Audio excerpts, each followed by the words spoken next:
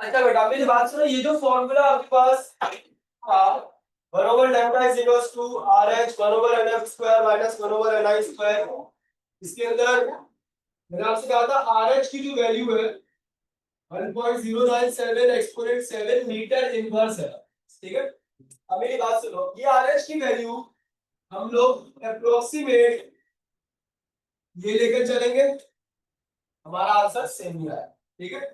अब हम लोग ये राउंड ऑफ वैल्यू है आपके पास जो कि मैं यूज कर रहा हूँ। अब देखो सीरीज के नाम हम लोगों ने लास्ट क्लास में देख लिए थे कि भाई लाइमन सीरीज कब है, बार्बर सीरीज कब है, ठीक है। तो इसी के लिए बेटा मेरी बात सुनना, अगर मैं आपसे कहता हूं कि क्वेश्चन में मैक्सिमम एनर्जी, अब सुन लेना बेटा एमसीक्यू, अगर आपके पास क्वेश्चन में मैक्सिमम एनर्जी या शॉर्टेस्ट वेवलेंथ निकालने के लिए कह रहा है, बहुत गौर से मेरी बात को सुनना है, बता रहा है अगर क्वेश्चन में मैक्सिमम एनर्जी या शॉर्टेस्ट वेवलेंथ निकालने के लिए कह रहा है, सर कैसे होगा बेटा मेरी बात सुनो, hc अपॉन लैम्डा के लिए एनर्जी और वेवलेंथ का कैसा रिलेशन है, इक्वल्स में अगर मैं आपसे कह रहा हूं मैक्सिमम एनर्जी है मतलब वेवलेंथ शॉर्टेस्ट है, ठीक है।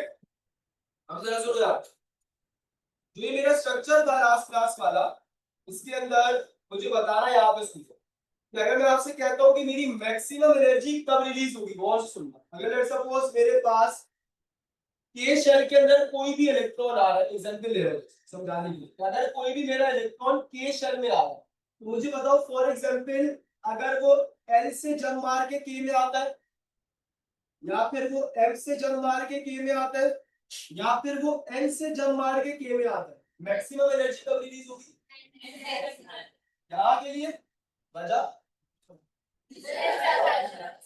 मैंने उसे लास्ट क्लास में कहा था कि जितनी लंबी छलांग होगी उतनी ज्यादा एनर्जी होगी, ठीक है। तो इस केस में मैक्सिमम एनर्जी, अच्छा अब अगर मैं तुमसे कहता हूँ इससे भी ज्यादा एनर्जी बताओ कब रिलीज, क्योंकि मैंने आपसे बोला मैक्सिमम ही है, मैंने तुमसे कहा था एन के बाद जो भी है वो क्या है, तो अगर मैं तुमसे कहता हूँ एन से कोई इलेक्ट्रॉन या इंफिनिटी से कोई इलेक्ट्रॉन ताकि के में आएगा तो उसके लिए सबसे ज्यादा एनर्जी क्या होगी, रिलीज होगी। मैं तुम्हें वैल्यूज भी याद दिला देता हूँ कि इसके लिए 10.2 थी, इसके लिए 12.1 थी, इसके लिए 12.75 थी और इसके लिए 13.6 थी। तो बेटा मेरी बात सुनो, लास्ट क्लास में हम लोग ये पढ़ रहे थे कि इलेक्ट्रॉन नीचे से ऊपर जा रहा है, तो बेटा वही वैल्यूज रहेंगी, क्योंकि मैं तुम्हें बता चुका हूँ कि इलेक्ट्रॉन नीचे से ऊपर जा रहा है तो वही एनर्जी एब्सॉर्ब करके जाएगा और जब ऊपर से वापस नीचे आएगा तो उसी एनर्जी को क्या कर देगा, रिलीज कर देगा। तो बेटा इस केस के लिए 10.2 वही रहेगी, इस केस के लिए 12.1 वही रहेगी, इस केस के लिए 12.75 वही रहेगी, इस केस के लिए 13.6 वही रहेगी। तो मुझे बताओ मेरे इस फॉर्मूले के मुताबिक, गौर सुनना, Ni की value for a maximum energy क्या होनी चाहिए, इंफिनिटी। क्यों ले रहा हूं इंफिनिटी, क्योंकि बेटा Ni वो है जहां से जंप लगा रहा हूं और NF वो है जहां पे जा रहा हूं। तो अब बेटा Ni की वैल्यू इंफिनिटी क्यों लेनी है, क्योंकि उस केस में मैक्सिमम एनर्जी क्या हो रही है, रिलीज हो। अब जरा एक और बात सुनो, सर NF क्या होगा, बेटा NF हमेशा सवाल में क्या होगा, अगर मैं तुमसे कहता हूं लाइमन सीरीज के लिए निकालो तो 1 बार के लिए 2, वो सब वैल्यूज मैं तुम्हें बता चुका, ठीक है। अब जरा सुनो, अगर इसी सवाल का उल्टा होता है, यानी कि इसी केस को उल्टा कर दो, मिनिमम एनर्जी तो कौन सी वेवलेंथ होगी, लॉन्गेस्ट वेवलेंथ, ठीक है। अब अगर ऐसा सीन होता है तो मुझे बता दो जरा इसी केस में, तो डायग्राम बनी, सबसे कम एनर्जी कब निकलेगी, जब मैं कहां से जब मार रहा हूँ, ऐसे के में, इसका मतलब आपके पास जो भी सवाल में एनएफ की वैल्यू गिवन है, एनआई की वैल्यू उससे एक ज्यादा होगी। ये देखो एनएफ 10 बार, यानी कि अगर आपके पास सवाल में एनएफ की वैल्यू के वाली है 1, तो उसका मतलब मैं बाजू वाले से छलांग मार रहा हूं, मतलब मैं कहां से छलांग मार रहा हूं, ऐसे छलांग। ठीक है, यानी कि फौरन बाद वाला, फौरन बाद वाला। सही है, तो ये चीज आपके पास बेटा इस्तेमाल हो जाएगी इस केस के लिए। बताओ ये वाली बात क्लियर हो गई? जो मैंने तुम्हें वैल्यूज बताई है कि क्या रखने, ये क्लियर हो गई आपके पास? ठीक है, तो एक 5 नंबर का सवाल है, ध्यान देखो जरा। अगर मैं आपसे कहता हूं the shortest wavelength for Balmer series of hydrogen atom to be what are is this. ठीक है, अब बताओ अगर इसको सॉल्व करना है, कैसे सॉल्व करेंगे? मुझे बताओ फॉर्मूला क्या बताया, 1 over lambda is equals to RH 1 over NF square minus 1 over NI square. बताओ 1 over lambda is equals to RH की वैल्यू 1 एक्सपोनेंट 7, यानी कि सिंपल ये बोल, ठीक है, टाइम्स R। कौन सी सीरीज है? R सीरीज, तो 2 का square minus 1 over NI, shortest lambda है इंफिनिटी का स्क्वायर। बेटा 1 ओवर इंफिनिटी क्या होता है? 0। तो इसका मतलब 1 over lambda is equals to exponent 7 1 over 4 minus 0। तो बताओ लैम्डा करूंगा तो ये पूरी की पूरी टर्म क्या हो जाएगी? वैसे ब्रोकेट, इसके नीचे कुछ नहीं है तो 1, ये 4 ऊपर आ जाएगा और एक्सपोनेंट 7 कहां चला जाएगा? नीचे। ये एक्सपोनेंट 7 ऊपर आएगा तो क्या आंसर बना? 4 एक्सपोनेंट माइनस 7 मीटर, ये आपका आंसर है। बताओ कोई दिमाग नहीं, अगर किसी को कोई तकलीफ, कहीं दर्द, बताएगा, वरना फिर इसी को लॉन्गेस्ट के लिए सॉल्व करो बेटा, इसी को लॉन्गेस्ट के लिए सॉल्व करो। सेम केस है बार-बार सीरीज ऑफ हाइड्रोजन एटम, पहले सॉल्व करो और आंसर।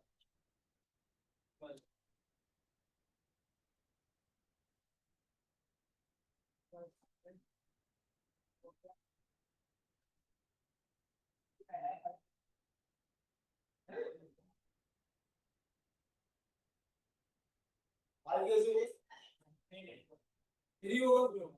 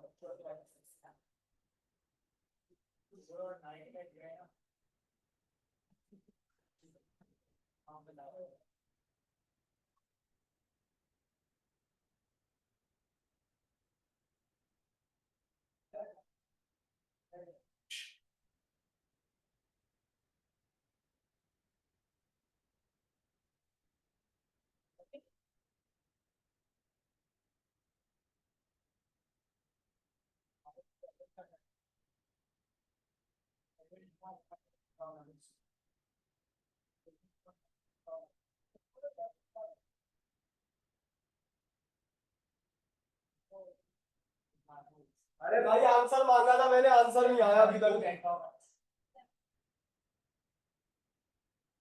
7.2 10 की पावर माइनस 7,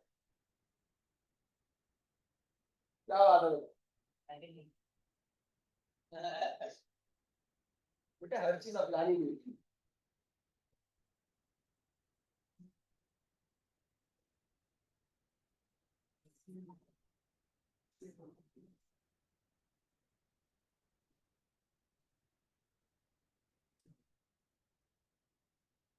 हाँ बेटा 1 ओवर NF स्क्वायर मतलब 2 का स्क्वायर माइनस 3 का स्क्वायर।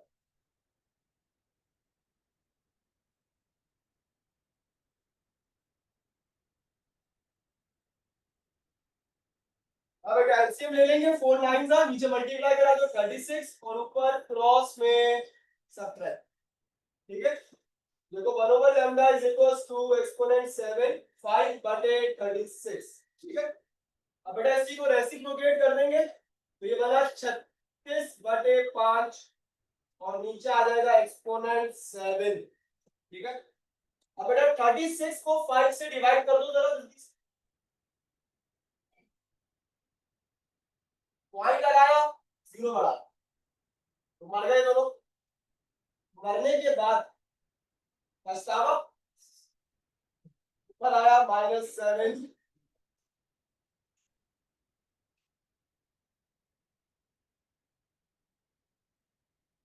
7.1 क्यों लिखा तुमने? अच्छा उसने किया था ना, राइटिंग तो मेरी है ना।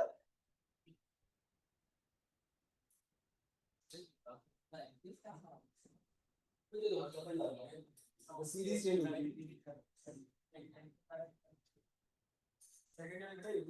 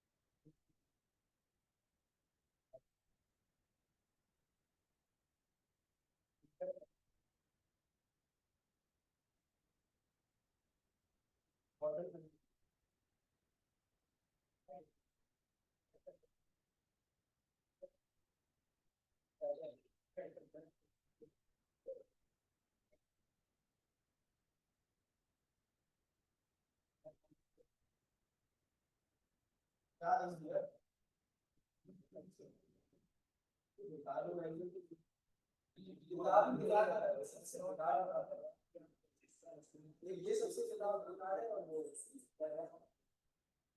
सबसे ज्यादा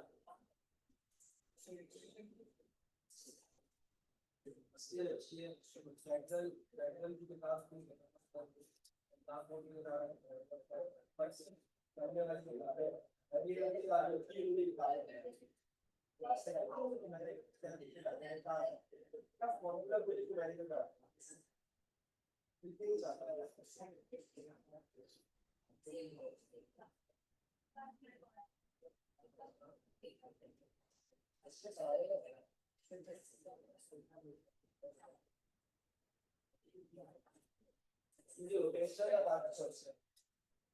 मूवमेंट ऑफ यूनिट्स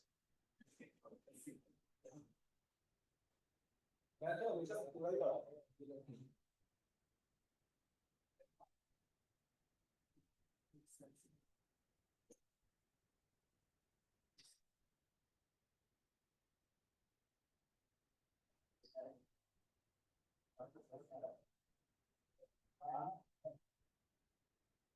हाँ इसका मतलब है सबसे ग्राउंड शेल का मतलब है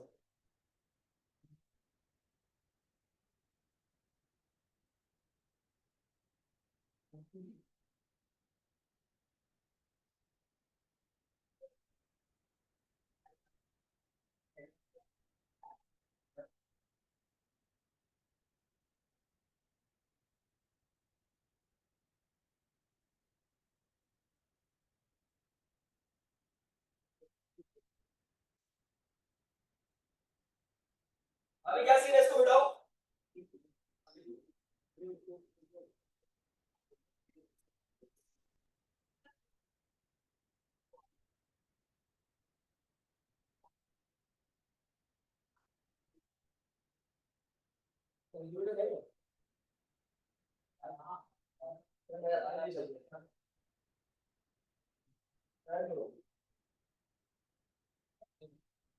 एक्सरे से प्रॉब्लम है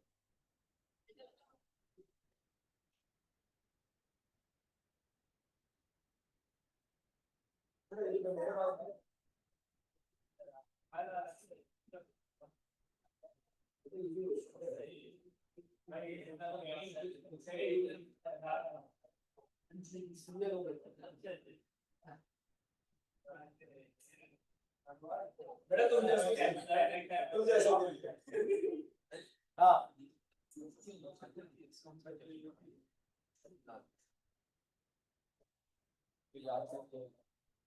सब में 7-8 बैचेस में उनके साथ पढ़ा है सब में मुख्तलिफ पढ़ाता था लेकिन वेट्स मैंने सबके पहले पढ़ा मुझे याद ऑस्सिलेशन और वेव हमेशा मेरा ही है।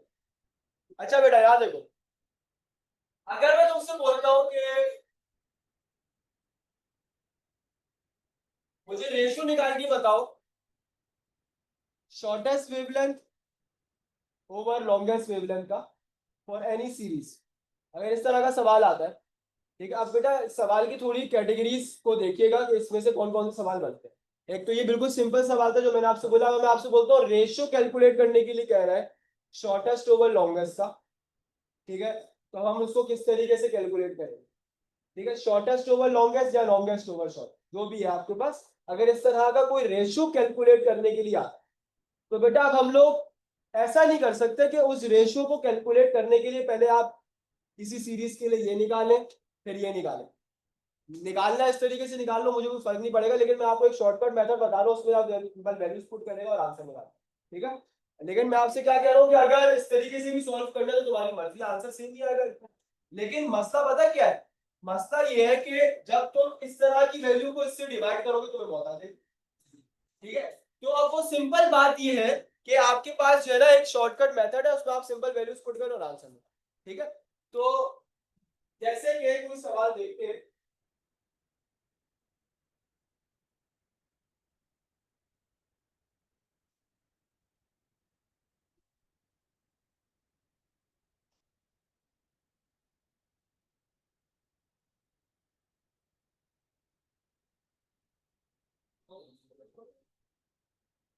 इसलिए ये भी कुछ सवाल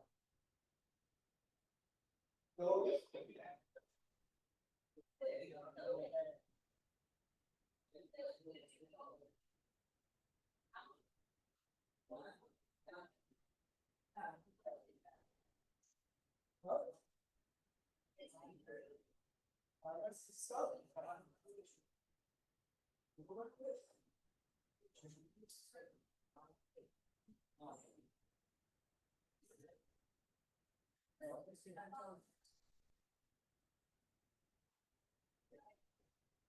सीरीज कुछ भी हो सकती है, बस वैल्यू साथ में चाहिए ना।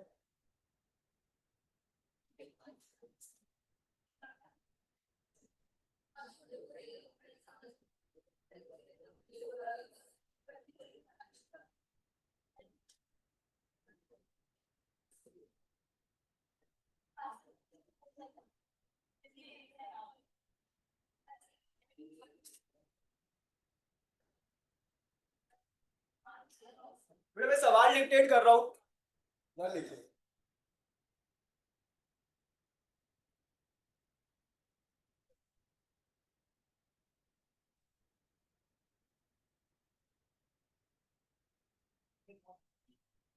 क्या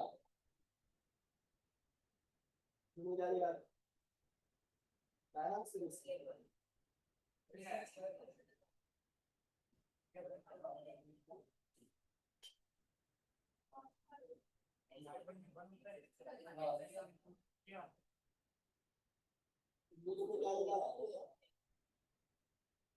रेशो निकाल दिया सही, और आखिर में रेसिप्रोकेट किया।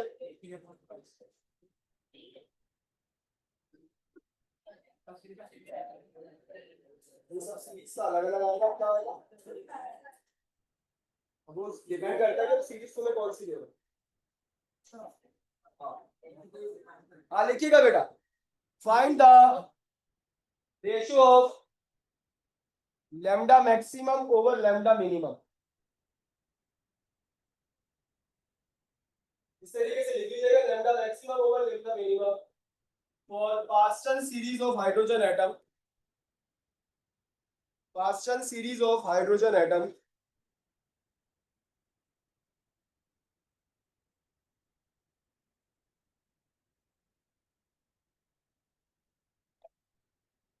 ठीक है बेटा।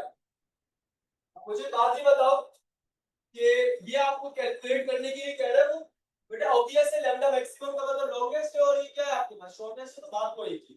तो मेरी बात सुन लो, अगर मैं आपसे कहता हूं कि मेरे पास ये रेशियो है, तब जरा सुनिएगा आप,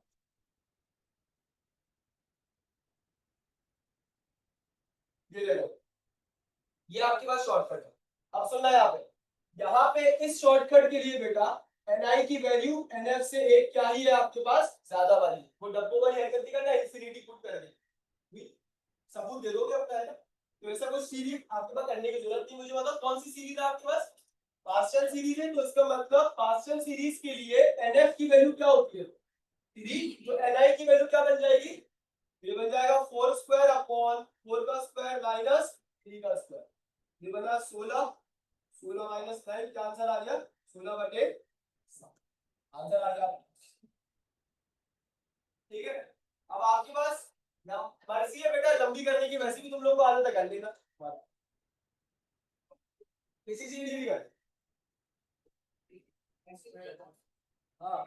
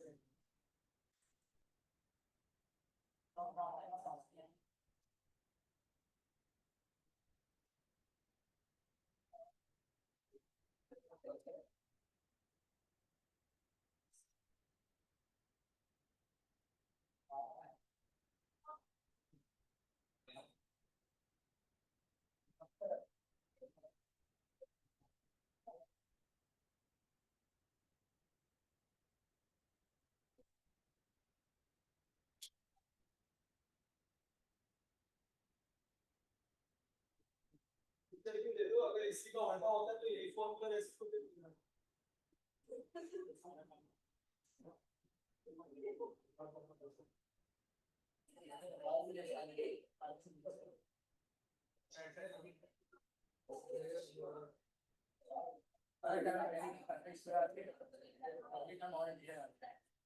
और आगे ना और ये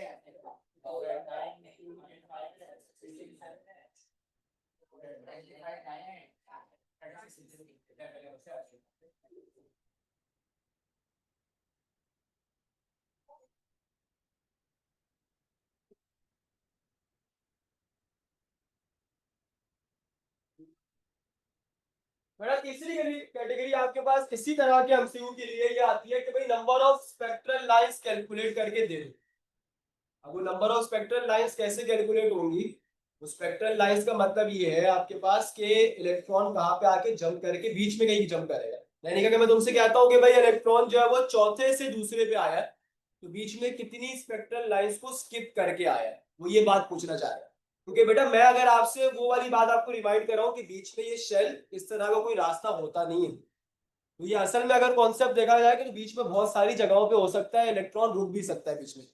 तो वो ये पूछना चाहते हैं अगर कि लेट सपोज इलेक्ट्रॉन किसी चौथे से दूसरे पे जंप करके आया, तो बीच में कितनी स्पेक्ट्रल लाइंस को स्किप करके आया।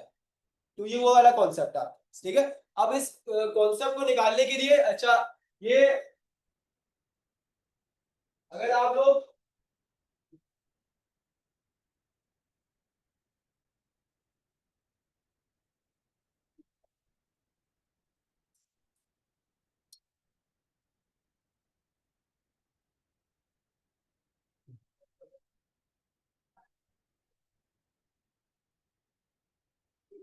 अच्छा बेटा एक बात समझ लो यहाँ पे कि ये जो फॉर्मूला मैं यहाँ लिख रहा हूँ, पहले इसकी बारे में जरा सुन लो। ये जो फॉर्मूला मैं लिख रहा हूँ ये डायरेक्टली स्पेक्ट्रल लाइंस कैलकुलेट करने का अपना फॉर्मूला, ठीक है। ये वो कोई आपके पास वो नहीं है कि मैं अलग से मैं कोई टॉपिक समझा रहा हूँ आपको, एक सिंपल स्पेक्ट्रल लाइंस कैलकुलेट करने का अपना खुद का फॉर्मूला है कि भाई स्पेक्ट्रल लाइंस किस फॉर्मूले के मुताबिक कैलकुलेट की जाएगी। अच्छा एक बात सुनना, यहाँ पर अगर मैं आपसे कहता हूँ कि मैं Ni माइनस NF लिखूंगा, अगर लेट्स सपोज मैं ये लिखता हूँ, तो Ni वो है जहाँ किसी बड़े से वो छोटे में जंप करने के लिए आ रहा है। लेट्स सपोज अगर मैंने आप जैसे कह रहे तो 4 से 2 पे आ रहा है, तो ये क्या बनेगा आपके पास 4 माइनस, ठीक है। तो Ni वो होगा जहां से इलेक्ट्रॉन बड़े नंबर से छोटे नंबर पे जंप करके आ रहा है, तो Ni वो होगा जो कि NF से हमेशा ही ग्रेटर होगा, सही है। तो ये बात तुम जान लेना, क्योंकि माइनस में तो आंसर आएगा नहीं कि मैं क्या कैलकुलेट कर रहा हूँ, एक नंबर कैलकुलेट कर रहा हूँ। लेट्स सपोज अगर मैं आपसे कहता हूँ कि 6 स्पेक्ट्रल लाइंस बीच में आ, तो वो 6 स्पेक्ट्रल लाइंस वो है जहां पे इलेक्ट्रॉन कहीं बीच में रुक सकता था, लेकिन आपने उसको 4 से लेट सपोज 1 पे गिराया है, 4 से यहाँ 2 पे गिराया है, तो वो बीच में 6 जगहों पे रुक सकता था। वो समझ लो हिंड्रेंस है, ठीक है। तो ये चीज है आपके पास यहाँ पे। इसका भी पहले मैं आपको सवाल बताता हूँ, सवाल को पहले लिख लो उसके बाद फिर आगे।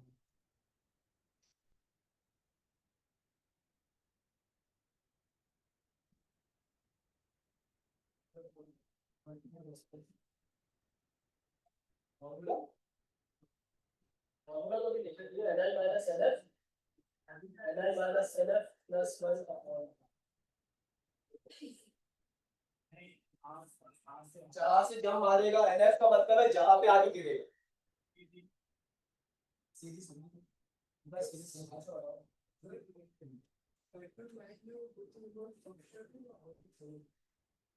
वो जगह है मैं जहाँ पे रहता हूँ कुछ सही एनर्जी लेवल, तो मैं इससे बाहर आता हूँ मैं शब्दों को ये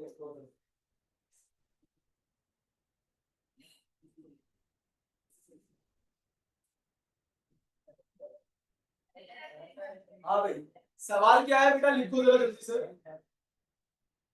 find the number of spectral lines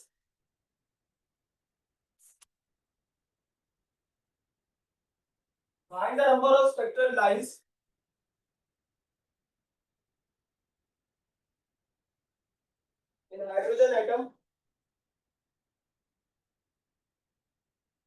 in hydrogen atom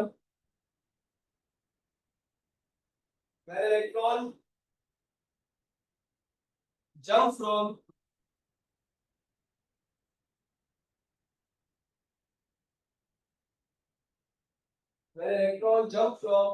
fifth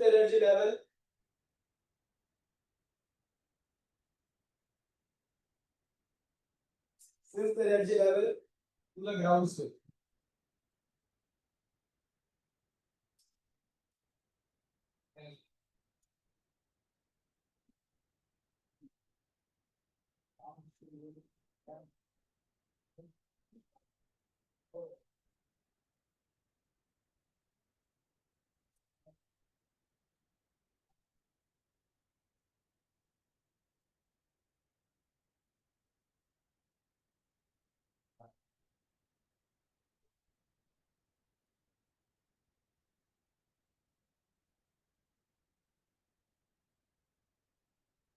भाई अब तक तो जवाब आ जाना चाहिए।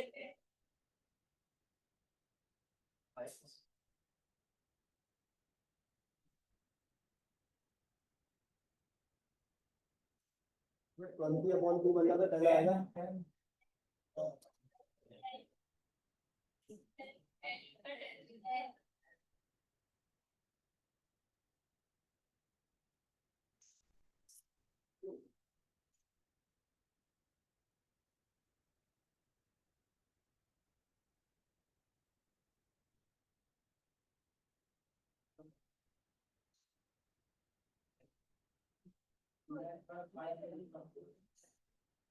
नंबर आता ही जाएगा।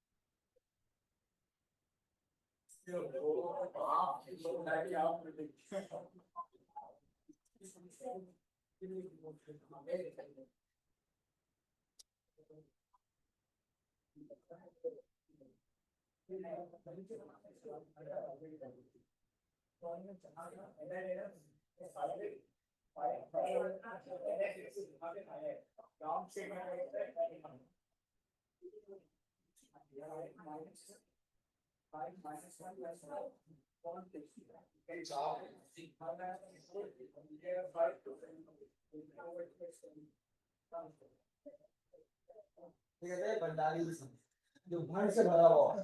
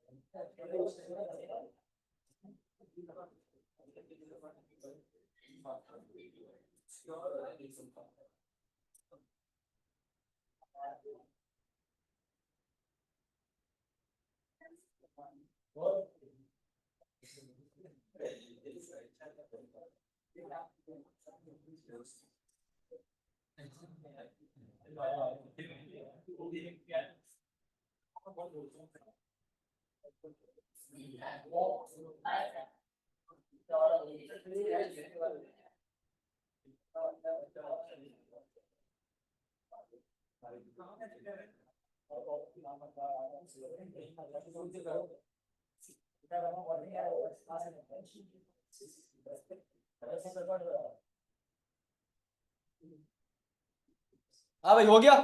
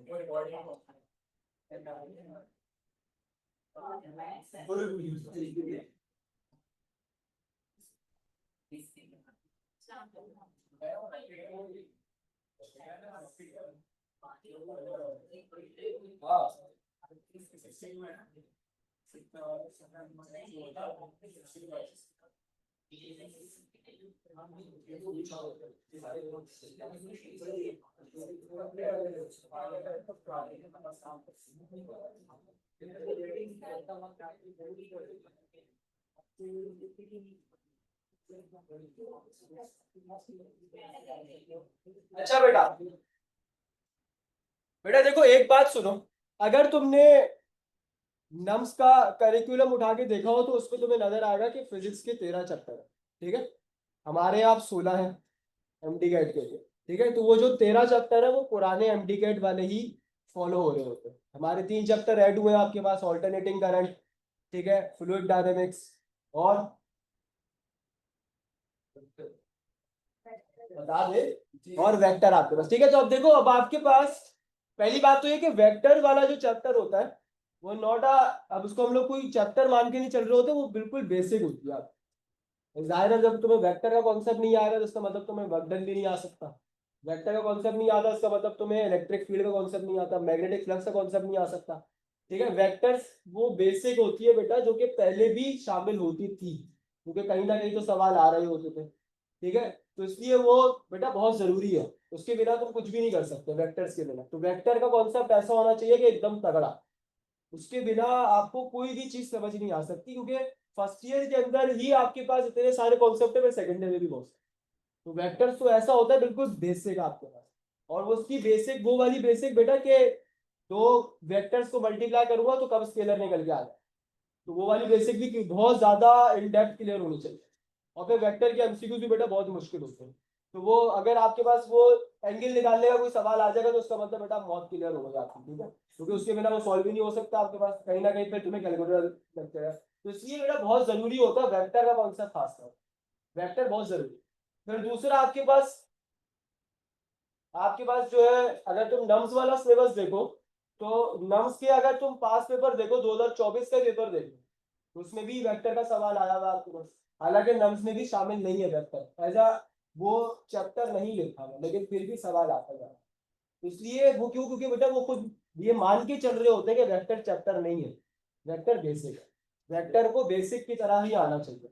जिस तरीके से हमें ये बात क्लियर है कि भाई वेक्टर अगर स्केलर क्वांटिटी है तो क्यों है, अगर हमें यही नहीं पता कि वर्क डन क्यों स्केलर है तो उसका मतलब बिल्कुल भी कॉन्सेप्ट नहीं आता, ठीक है। अगर मुझे बताओ पावर क्यों स्केलर क्वांटिटी है, फिर उसके बाद प्रेशर क्या कौन सी क्वांटिटी है, तो अब ये हमें पता ही नहीं है कि अगर वर्क डन क्यों स्केलर है, इसका मतलब वेक्टर का कॉन्सेप्ट क्लियर है, ठीक है। अगर हमें ये नहीं पता कि मैं दो वेक्टर्स को मल्टीप्लाई करूंगा और आंसर कब स्केलर दे दूंगा, या मैं दो वेक्टर्स को मल्टीप्लाई करूंगा आंसर कब वेक्टर है, आपको पता है दो वेक्टर्स को मल्टीप्लाई करो आंसर स्केलर भी आ सकता है, आंसर वेक्टर भी आ सकता है,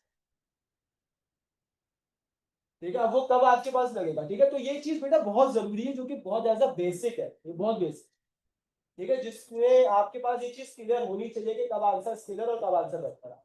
अब देखो एक और चीज बहुत ही ज्यादा जरूरी, वो ये कि आपको क्रॉस प्रोडक्ट कैलकुलेट होना आना चाहिए बिना डिटर्मिनेंट के, क्योंकि डिटर्मिनेंट यूज करोगे तो मतलब आपको कैलकुलेटर यूज करना पड़ेगा, ठीक है। और आपको डॉट प्रोडक्ट कैलकुलेट करना आना चाहिए, जिसके अंदर एंगल निकालने का सवाल बहुत ज्यादा है, ठीक है। यानी कि दो वेक्टर्स दे दिए जाओ और आप बोलते हैं इसके दोनों के दरमियान एंगल के, ठीक है। तो ये बहुत बेसिक बेसिक से वो क्वेश्चन है बेटा, जो कि नम्स तो देता ही देता है, क्योंकि वो एज अगेन वही बात है कि बेटा वेक्टर चैप्टर नहीं, वेक्टर बेसिक, और इसको बेसिक की तरह ही आना चाहिए, ठीक है। अब बताने का मकसद क्या है बेटा कि नम्स में अब सिलेबस कम है, ठीक है, और अब एमडी का सिलेबस आ रहा है, ठीक है, जबकि पिछले सालों में उल्टा हुआ होता था 2 साल पहले।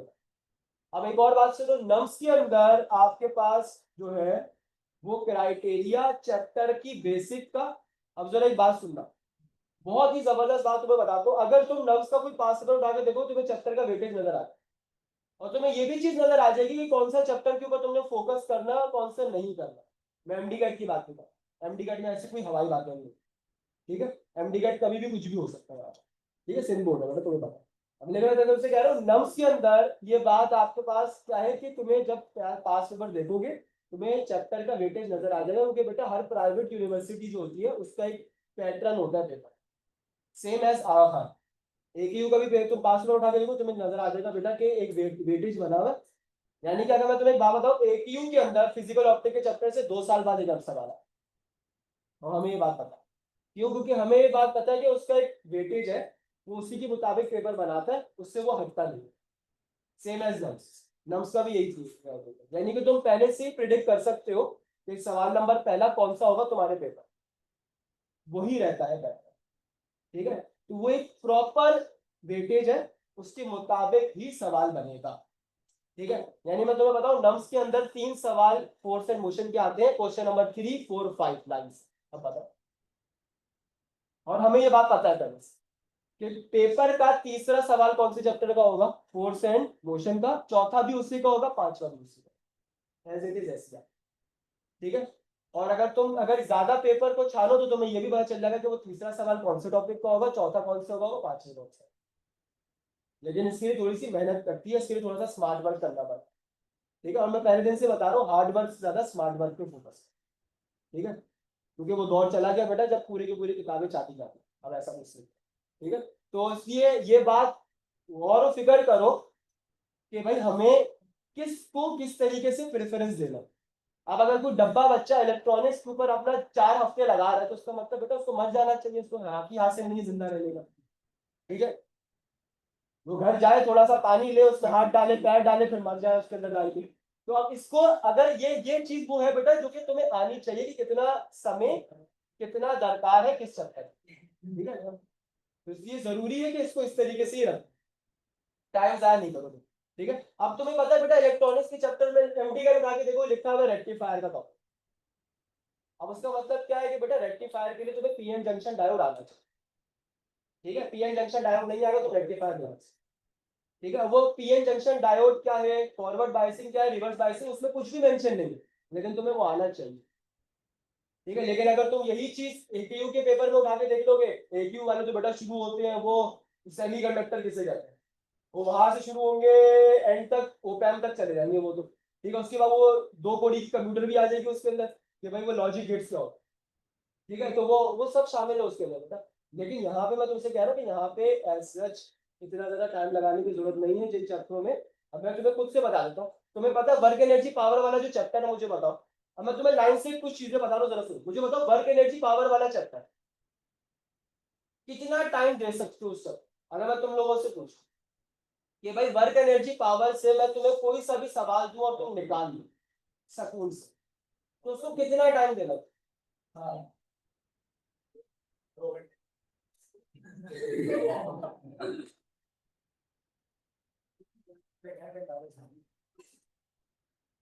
नहीं, अब मुझे बताओ अब मैंने जो सवाल पूछा वो जनरली सबसे पूछा है, किसी को वर्क डन ही नहीं पता होगा कि क्या होगा ठीक है। अब मुझे बताओ सेम एक और छोटा चैप्टर अगर मैं पिक करूं तो थर्मल फिजिक्स। अब थर्मल फिजिक्स के अंदर 2 टॉपिक्स हैं, फर्स्ट लॉ ऑफ थर्मोडायनेमिक्स या थर्मल कैपेसिटी या हीट कैपेसिटी, ठीक है। अब मुझे बताओ उसमें दो दो टॉपिक्स हैं, लेकिन फर्स्ट लॉ ऑफ थर्मोडायनेमिक्स के साइन कन्वेंशन पे टाइम लगता है बहुत, उसको साइन कन्वेंशन बहुत अच्छी तरीके से आनी चाहिए। यानी कि अगर मैं इस तरह का सवाल दे रहा हूँ जिसमें ये जिक्र हुआ था कि मॉलिक्यूल्स दूर जा रहे हैं तो तुम्हें पता होना चाहिए कि इंटरनल एनर्जी डिक्रीज हुई डिग्री। अब अगर वो सवाल इस तरह के हर एक सवाल के लिए तुम्हारा कॉन्सेप्ट क्लियर होगा, यानी कि साइन कन्वेंशन ऐसी आनी चाहिए कि कुछ भी हो जाए, क्योंकि तुम्हें पता है उससे और कोई सवाल नहीं आ सकता फर्स्ट लॉ ऑफ थर्मोडायनेमिक्स, सिर्फ साइन कन्वेंशन से खिल जाएगा, और ऐसा खेलेगा कि पता चल जाएगा बेटा। अब मुझे बताओ साइन कन्वेंशन ऐसी क्लियर होनी चाहिए एकदम क्रिस्टल कि तुम्हें पता है Q और W का साइन कन्वेंशन एक साथ चलता है, डेल्टा U बिल्कुल अपोजिट चल रहा होता है, ठीक है। तो ये बात क्लियर होनी चाहिए कि भाई अगर मैं तुमसे पूछता हूँ कि मॉलिक्यूल्स दूर जाएंगे तो इंटरनल एनर्जी डिक्रीज होगी कि इंक्रीज, तुम्हें ये पता होना चाहिए। अगर मैं तुमसे पूछता हूँ एनर्जी इंटरेक्शन कैसा हो रहा है तो तुम्हें उसके बारे में पता होना चाहिए कि अगर एनर्जी का एक्सचेंज ज्यादा होगा तो डेल्टा यू पॉजिटिव होता है, एनर्जी का एक्सचेंज कम होगा डेल्टा यू नेगेटिव। तो ये अगर क्रिस्टल क्लियर नहीं है तो मैं पता है तुमसे क्या कह रहा हूँ, मैं तुमसे ये कह रहा हूँ कि अगर छोटा चैप्टर है तो वो ऐसा तगड़ा कर लो कि उसमें से कोई भी सवाल आए तुम कर, ठीक है। क्योंकि मैं तुम्हें अगेन वही बात याद दिलाऊंगा कि किसी भी यूनिवर्सिटी का पेपर हो 100% नहीं करना हो। आपको पता है आज से 1 साल पहले ढाका यूनिवर्सिटी 60% पे क्लोज हुई। 60% पे क्लोज करने का मतलब समझ रहे हो कि जिस बच्चे का वेटेज 60% माना उसका एडमिशन हुआ। अब सोचो 60% कहाँ कहाँ 100%, इतना इतना वेटेज गिरा था। क्यों? क्योंकि पेपर ऐसा आया था कि हाथ पैर छूट गए थे बच्चों को, कुछ आ ही नहीं रहा था। तो जिसने मैक्सिमम स्कोर किया वो पता कितना था, 70.6 था। यानी 70.69 पे खत्म हो गई थी भाई, यानी इसके ऊपर कोई स्कोर ही नहीं था। अब ये मैं आपको परसेंटाइल बता रहा हूँ। परसेंटाइल आपको पता है, परसेंटाइल का मतलब ये है कि शायद 120 में से किसी ने 72 तक स्कोर किया होगा, बस इससे ऊपर हुआ ही नहीं था क्योंकि आ नहीं रहा था पेपर। अब ये अब आगे सोचो कि 100% स्कोर नहीं होना चाहिए, मैं आपसे ये बता रहा हूँ 100% स्कोर नहीं होना चाहिए। जितना मैक्सिमम कर सकते हो उतना करना है, लेकिन अच्छे से अच्छा है, बात समझने वाली, ठीक है। तो छोटे चैप्टर्स तगड़े कर लो, उसके बाद जो मुश्किल चैप्टर है उन पर थोड़ा और फोकस करो, जो हो सकते हैं निकालो वरना नहीं हो रहे तो छोड़ दो भाई। लेकिन ऐसा होना चाहिए कि अगर कोई चैप्टर छोड़ के भी जा रहे हो तो उसके बिना तुम्हारा पेपर ऐसा हो कि तुम्हें पता है कि तुम्हारा एडमिशन, इसे कहते हैं स्मार्ट, ठीक है। अगर किसी बच्चे को